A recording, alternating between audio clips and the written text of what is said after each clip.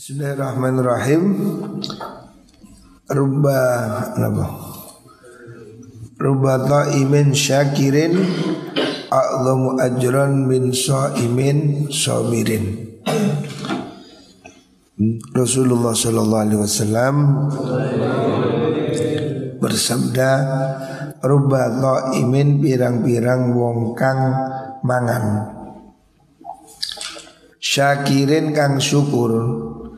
Orang yang makan tidak puasa tapi bersyukur, iku a'zamu luwi agung apane ajron ganjarane, min sabirin saking min shaimin saking wong kang poso, sabirin kang sabar. Jadi orang tidak puasa tapi bersyukur itu terkadang, ya tidak selalu, beberapa kali, atau terkadang justru pahalanya lebih besar dibanding orang yang puasa dan sabar. Orang tidak puasa, ya tidak puasa artinya makan, tapi bersyukur itu bisa jadi pahalanya lebih besar dari orang puasa yang bersabar. Orang puasa ini kan intinya sabar, ya kan? Kata Imam Ghazali, puasa itu as-saumu nisfus sabri. Puasa itu separuh dari kesabaran. Tetapi tidak puasa selain Ramadan, ya, tidak puasa ini seringkali pahalanya juga lebih besar dari yang puasa. Kalau orang ini tidak puasa tapi dia bersyukur, berbuat baik, bermanfaat untuk orang lain,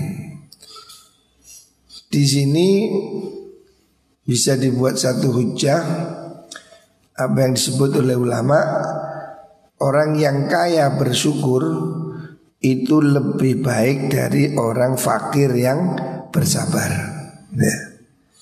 Karena kaidahnya al-muta'addi aula minal qasir. Sesuatu yang bermanfaat untuk orang banyak itu lebih berharga daripada yang berguna untuk dirinya sendiri. Jadi orang kaya bersyukur, kaya, dermawan, rajin membantu, menyantuni, itu pahalanya lebih besar daripada orang miskin yang sabar. Orang miskin sabar dapat pahala, tapi dia hanya bermanfaat untuk dirinya sendiri. Orang kaya bersyukur, membangun masjid, membangun panti asuhan, pondok, maka dia manfaatnya jauh lebih besar. Maka sesuai dengan hadis ini, orang yang tidak puasa kadang lebih besar pahalanya dari orang yang berpuasa. Tergantung mana manfaat yang lebih besar. Hadis ini diriwayatkan oleh Imam Al-Qadha'i. Sebab banyak juga hadis yang kemarin menyebutkan beberapa orang puasa itu tidak dapat pahala malah. Laisa lahu min siyamihi ilal ju'. Ada orang puasa cuma dapat lapar. Artinya dengan niat yang kurang bagus, dengan amal kurang bagus, bisa jadi dia puasa tapi tidak dapat pahala. Tetapi orang yang bersyukur, makan tapi bersyukur, berbuat baik untuk orang lain, pahalanya bisa jadi lebih besar. Jadi tidak selalu satu ibadah itu lebih baik dari yang lain, tergantung sejauh mana lebih bermanfaat. Rubba qa'imin hadhu min qiyami as-sahar. Rubba qa'imin, iki arek kok ngantuk ya. Rubba qa'imin pirang-pirang wong kang melek bengi, laisa ora ono Oh hadhu utai bagiane qaim min qiyamihi saking tangine qaim iku as-saharu melekan. Pokok ngadeg sing telat iku. Orang yang malam hari bangun itu terkadang juga tidak dapat pahala, cuma dapat melek. Ibadah ini tidak bisa dilihat lahirnya saja. Zahire melekan, tapi terkadang tidak dapat pahala ya. Sama dengan orang puasa tidak dapat pahala karena tidak bagus niat atau ada unsur akhlak yang tidak terpenuhi, riya, ujub dan seterusnya.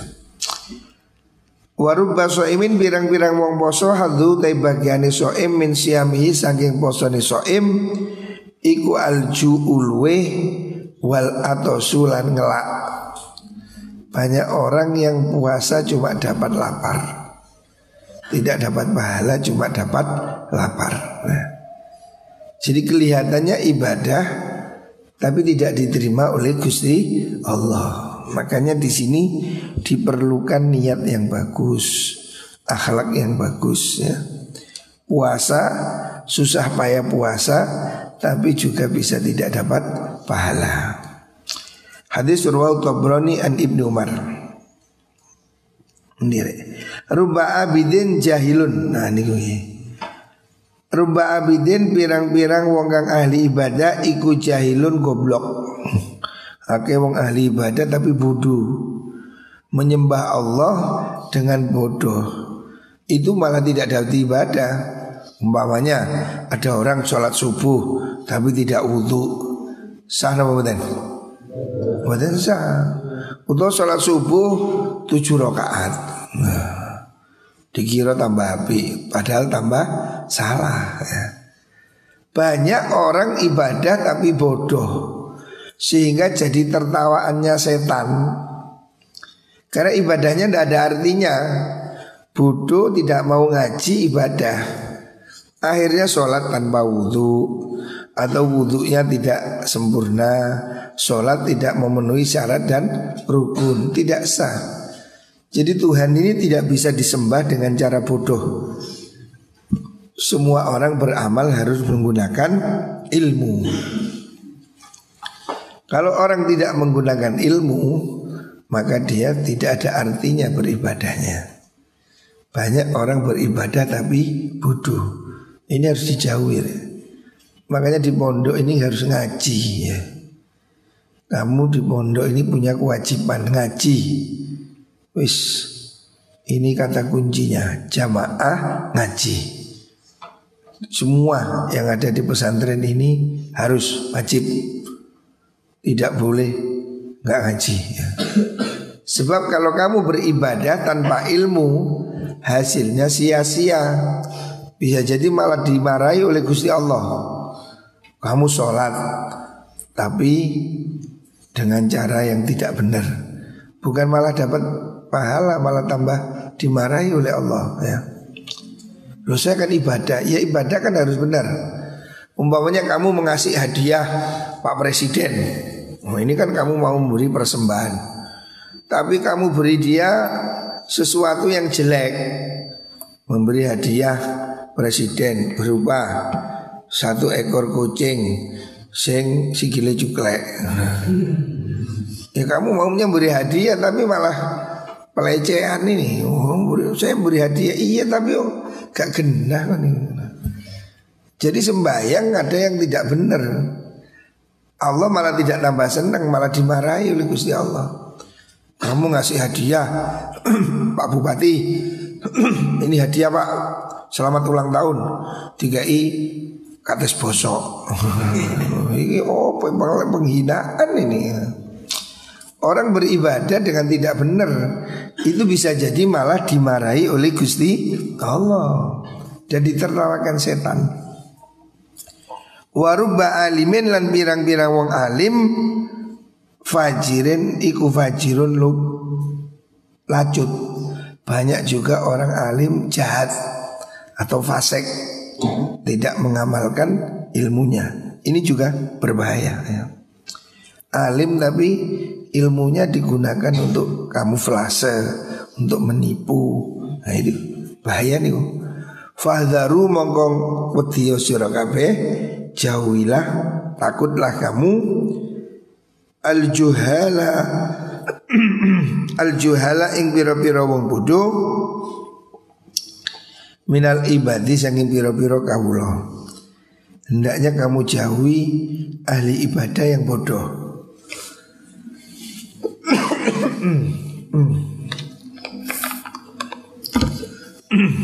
Jauhi ahli ibadah yang bodoh. Karena orang-orang yang ahli ibadah tapi bodoh, ini bisa jadi menyesatkan. Ini fenomena dukun-dukun palsu, kiai palsu, ini banyak. Orang ahli ibadah tapi bodoh, sehingga ngaku jadi nabi, ngaku jadi wali, ngaku jadi ini itu, karena dia bodoh ya. Jauhi ahli ibadah yang bodoh. Jadi orang ini jangan dilihat hanya dari penampilannya, tapi ilmunya penting. Wal fujara lan ngedono sira ing pira-pira wong kang lacut, fujar, orang-orang yang jahat, minal ulama'i saking ulama ya. Ulama yang jahat. Ono juga rek orang ibadah goblok, ulama jahat. Ini dua-duanya ini berbahaya ya. Jadi fasadun kabirun alimun mutahattikun wa akbaru minhu jahilun mutanassikun. Menurut kitab taklim, dua orang ini sama-sama ngerusak. Orang alim yang fasik, ini bahaya. Bahaya lagi orang bodoh ahli ibadah. Karena Tuhan ini tidak boleh disembah dengan bodoh. Harus ada ilmu. Sholat harus ada ilmu, wudu harus ada ilmu, dan puasa dan seterusnya. Makanya ilmu ini penting. Gelem ngaji ini penting ya. Walaupun ngajinya pakai kuping, kan duwe kitab, usah bukan duwe kitab. Ngaji tuku kitab, murah. Berapa harga kitabnya? Murah. Kitab ini selalu murah. Silarangan regani sandal. Rawahud Dailami an Abi Umamah. Selanjutnya kalau Rasulullah sallallahu alaihi wasallam, rubah hamili fikhin, pirang-pirang wong kang ngerti ilmu fikih iku ghairu faqihin, dudu ahli fikih. Banyak orang kiai umpamanya tapi tidak ahli fikih. Ini banyak sekali. Orang kelihatannya pinter ternyata tidak ngerti fikih. Saya sering melihat ini di televisi. Apa itu namanya? Tanya jawab keagamaan. Ada orang sudah kadung dipanggil kiai, sudah kadung dipanggil bunyai, tapi jawabnya keliru-keliru. Ada saya lihat ya kadang di televisi itu. Bukan ahli fikih tapi menjawab masalah fikih. Nah ini kan bahaya ya. Jadi harusnya orang menjadi kiai itu ngerti fikih, ngerti ilmunya. Jangan membuat ngarang-ngarang sendiri. Jangan membuat hukum tidak ada dalilnya ya. Dan ini terjadi hari ini banyak ya. Banyak orang mengerti fikih tapi bukan ahli fikih. Maksudnya ada orang yang bukan ahlinya gitu. Sekarang ini banyak sekali ustadz mendadak ngustad. Nah, artis jenggoten langsung ngustad. Artis celonone cingkrang langsung ngustadkan diri. Ngajinya gak cukup. Akhirnya ya ilmunya gak cukup ya. Lebih banyak menimbulkan keresahan. Ditanyai orang dang pidato, Ustaz bagaimana hukumnya ngaji pakai mikrofon? Langsung aja wong anjen uteke hadis bid'ah tok haram. Rasulullah tidak pernah pakai mikrofon, haram, bid'ah. Loh, lah Ustaz itu pakai apa ya? Oh ini halal. Goblokmu iki apa? Oh haram karo awake gawe mik. Ini bodoh ya apa? Ustaz bagaimana hukumnya musik haram? Handphone haram. AC haram, bid'ah semua. Mobil haram, ya numpak unta. Gimana kok bid'ah kabeh? Banyak orang yang dalilnya cuma satu bid'ah tok. Semua orang bid'ah. Ini ilmunya nggak cukup ya. Ini berbahaya. Orang harusnya jadi kiai, jadi ustadz. Ilmunya harus cukup ya. Jangan ngarang. Waman tesapane wong iku lam yanfa'hu ora manfaatihu ing man apa ilmuhu ilmune man yadarrahu mongko bahayani hu ing man apa jahluhu bodone man. Ya kalau ilmunya nggak cukup akhirnya berbahaya. Bisa jadi dia memberi fatwa, memberi petunjuk hukum tapi nggak benar. Saya pernah lihat ini kasus orang kurban kiai, ya dalam tanda kutip bodoh. Nah, ada orang datang kepada saya cerita, ini sedih. Kenapa sampean Pak? Aduh saya ini gimana? Saya ini masih cinta sama istri saya.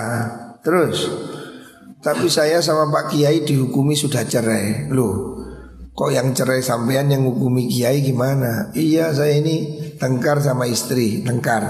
Orang suami kan pernah tengkar. Terus dia ngomong, Mulyo, nah, Mulyo, pulanglah kamu ke rumahmu atau apalah gitu. Tapi dia kan tidak mengucapkan kata-kata cerai.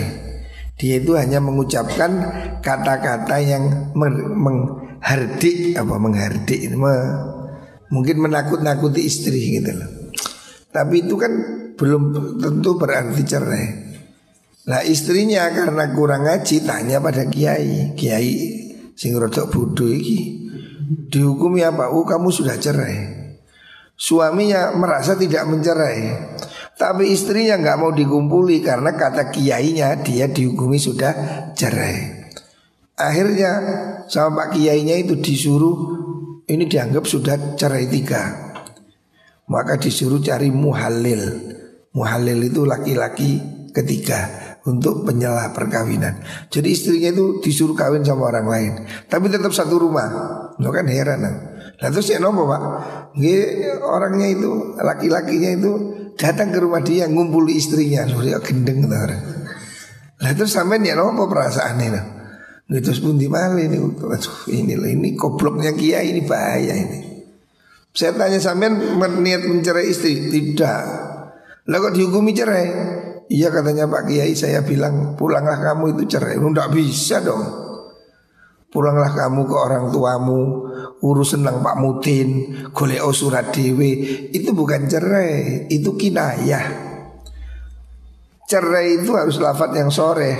Saya cerai kamu, saya talak kamu, itu baru cerai. Kalau cuma pulanglah ke orang tuamu, pergilah ke penghulu, itu bukan cerai, itu kinayah. Kalau tidak diniati cerai, tidak cerai. Lah ini loh contoh kiai sing bodoh ini menghukumi dia cerai.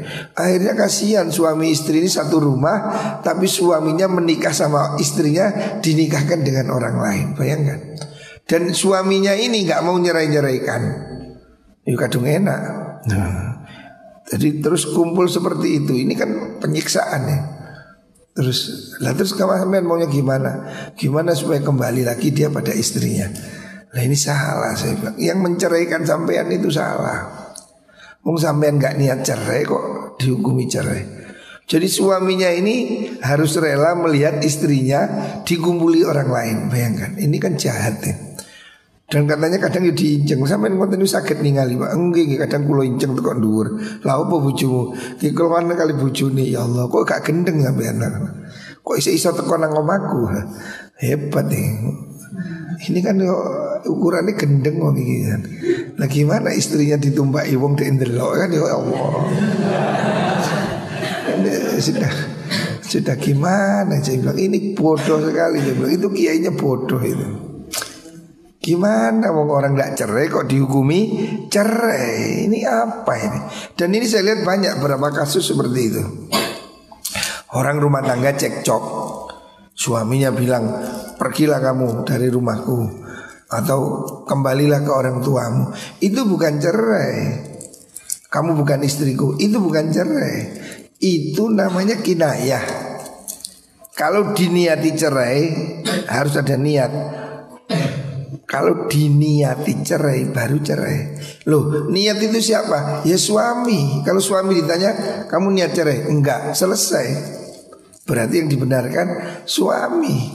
Karena ucapan itu kan tergantung yang mengucapkan. Saya sudah menemui beberapa kasus seperti ini. Tiba-tiba istrinya gak mau dikumpuli suami. Alasannya merasa sudah dicerai 3 kali. Beberapa kasus. Saya tanya lu, kamu dicerai gimana? Ya itu suaminya bilang pulanglah ke orang tuamu. Golek surat dewe, urusan dewe nang penghulu. Itu bukan cerai, itu kinayah. Kalau suaminya meniatkan cerai baru cerai. Ya, tolak itu ada yang soreh, ada yang kinayah. Nah ini kan banyak korban rumah tangga akhirnya dihukumi cerai padahal tidak niat cerai. Akhir kiai ini jadi muhalil. Enak, muhalil ini kan pemain tambahan. Ya wis tak bojone direvisi seminggu tak balik nomane. Tukang detail-detail jenih ini gak gendai. Nggak boleh dia. Jadi orang memberi hukum itu harus ngerti fikih. Lah sekarang saya lihat fenomena seperti ini banyak. Kapan hari saya lihat di televisi Ustazah Bu Sopo TV takoni, bagaimana hukumnya suami menikah tanpa izin istri? Tidak sah, berzina. Loh, ngaji nang ndi sampean Bu?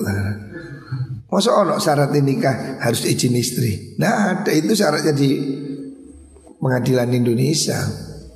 Kalau di kitab kuning ya tidak ada syaratnya nikah itu ya suami, istri, saksi, wali, tete. Izin istri tidak ada. Itu tidak sah menurut hukum Indonesia. Menurut hukum apa ini? Formal. Pernikahan ya sah, sama dengan cerai. Cerai itu diucapkan cerai ya jatuh walaupun tidak ke pengadilan. Nah tapi ini banyak orang yang ya keliru ya, atau kurang memahami hukum itu. Makanya penting ngaji ini penting. Ojo males-males tuh ngaji telat-telat yang sergap. Usahakan pagi subuh sudah bangun ngaji kan. Awas telat-telat itu lopo. Selanjutnya Iqra maca sira Al-Qur'ana ing Qur'an. Manahaka ing dalam selagine nyegah apa Qur'an ka ing sira. Fa illam yanhaka lamun ora nyegah apa Qur'an ka ing sira ya falasta mongko ora ana sira iku takrauhu maca sira ing Qur'an. Bacalah Qur'an dengan memahaminya ya. Ini penting sekali. Banyak orang sekarang lebih mementingkan bacaan tajwid ya, atau lagu atau seni, tetapi malah tidak memahami arti Al-Quran. Ini salah. Harusnya Quran itu dibaca dengan benar, ya, tartil, ya. Tapi selebihnya harus berusaha difahami ya. Makanya kata Rasulullah SAW, Iqra'il Qur'an manahaka. Kamu itu bacalah Quran selama Quran itu masih bisa mengendalikan dirimu. Kalau kamu baca Quran yang benar, itu Quran bisa mencegahmu dari kesalahan. Yang halal bilang halal, yang haram bilang haram. Itu berarti kamu ngaji benar. Fa illam yanhaka falastaqra'u. Kalau kamu baca Quran tapi Quran itu tidak mencegahmu dari perbuatan jahat, Kalau Quran itu tidak mengubah perilakumu, berarti kamu belum membaca Al-Quran.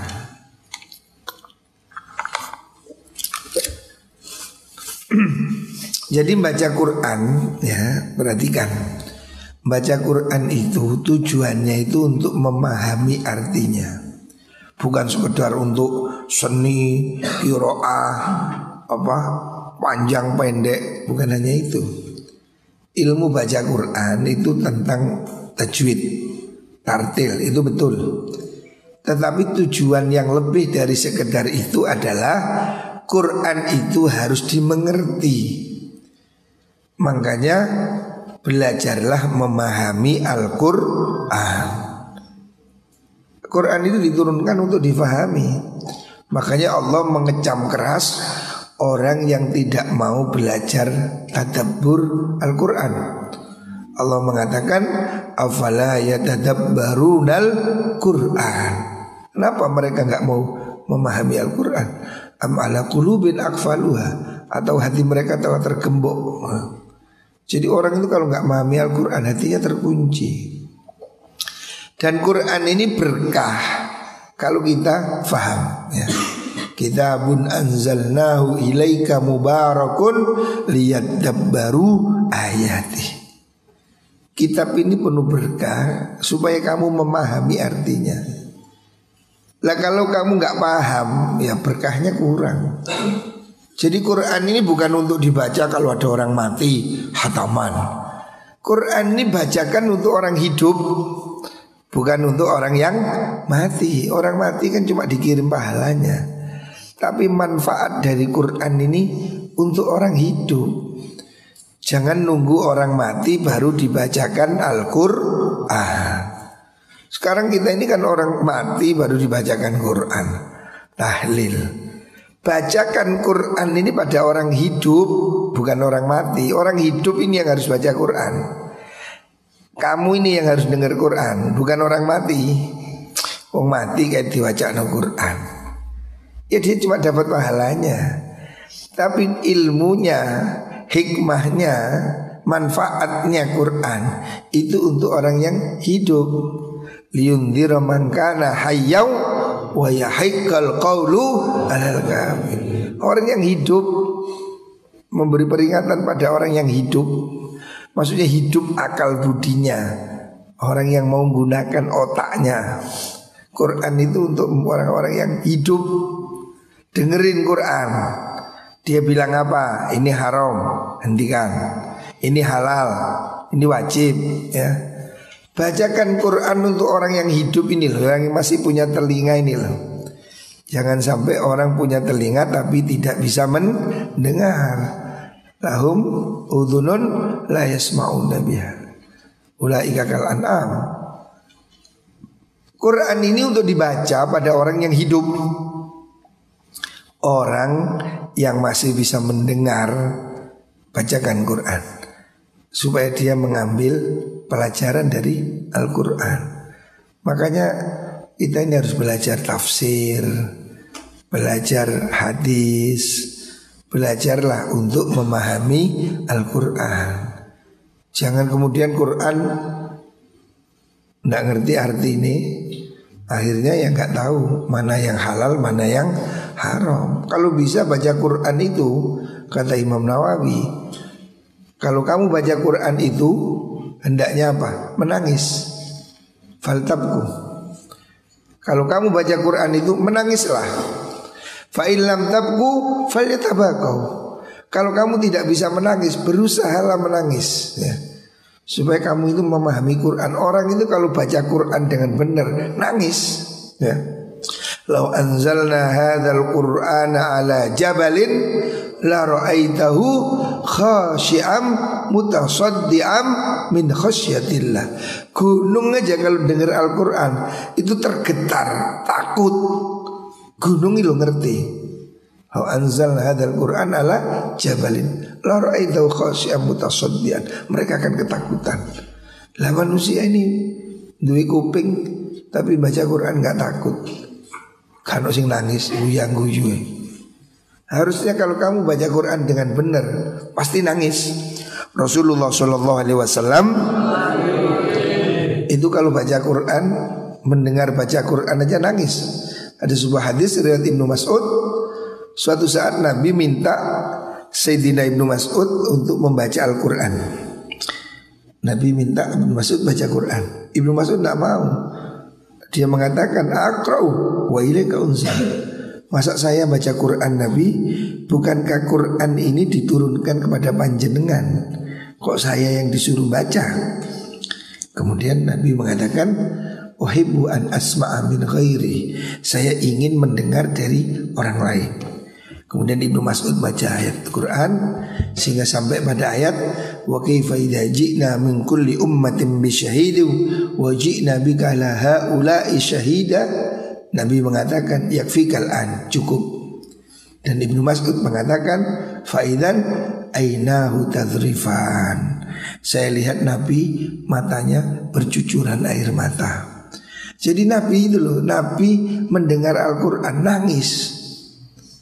Dan diriwayatkan oleh sahabat yang lain, Nabi itu baca Quran dadanya seperti bergemuruh, seperti air yang mendidih, bergetar. Jadi baca Quran dengan mengerti. Orang kalau baca Quran dengan tadabbur nangis. Makanya Imam Nawawi mengatakan kalau kamu baca Quran menangislah. Kalau kamu tidak bisa menangis baca Quran, berusahalah menangis. Ya apa konci iso nangis, pahami sehingga kamu bisa menangis. Takut dengan bacaan Al-Quran itu. Kalau kamu berusaha menangis tetap tidak bisa menangis, gimana? Menangislah karena kamu tidak bisa menangis. Kamu baca Quran tidak menangis itu harus ditangisi. Kalau kamu baca Quran tidak menangis, kata Imam Nawawi, menangislah karena kamu tidak bisa menangis baca Al-Quran. Fa innahu bala, itu belai. Belai orang baca Quran tidak nangis itu belai. Artinya itu musibah. Menunjukkan betapa hati ini kaku, menunjukkan betapa hati ini keras, sehingga Quran tidak bisa menyentuh. Gunung aja kalau dibacakan Quran khosyi'am mutasaddi'ah, ketakutan. Lah kita ini baca Quran kok gak takut blas, gak ngefek, guyang-guyu.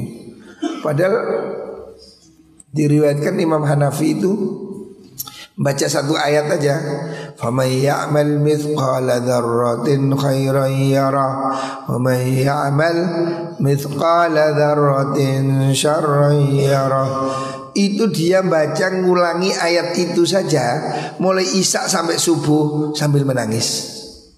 Beliau hanya baca ayat itu. Faman ya'mal mithqala dzarratin khairan yarah. Siapa orang berbuat baik sebiji sawi, biji yang kecil, khairan, kebaikan, yarah, akan dia lihat. Sebaliknya, faman ya'mal mithqala dzarratin syarran yarah.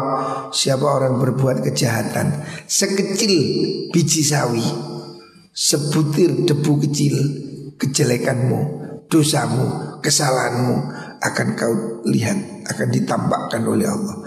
Itu Imam Hanafi membaca ayat itu mulai Isya sampai subuh menangis, membayangkan ya Allah gimana nanti di akhirat kejelekan dibuka, dosa saya dibuka, dibaca. Takut membayangkan betapa nanti dosa-dosa ini akan dibuka di pengadilan Allah. Nangis. Nek konjeng moco guyu, enggak ada paham. Jadi orang-orang yang memahami Al-Quran itu bacanya nangis. Dulu katanya nenek saya, Mbak Yanwar itu ngaji sama Kiai Khozin Buduran. Kiai Khozin itu kalau baca Quran tadabbur nangis. Sampai beliau itu nggak mau ngimami di masjid. Karena kalau beliau ngimami sak masjid hujan nangis, semua nangis. Karena khosyahnya, hatinya itu betul-betul takut. Loh itu loh baca Quran yang benar seperti itu. Jadi kalau Quran itu tidak ngefek di hatimu, kalau kamu baca Quran tapi kelakuanmu tidak berubah, berarti kamu belum membaca Al-Quran. Berarti Quran belum ngefek di hatimu. Makanya berusahalah memahami Al-Quran. Moga-moga kita semua bisa memahami Al-Quran dan besok diselamatkan mendapat syafaatnya Al-Quran.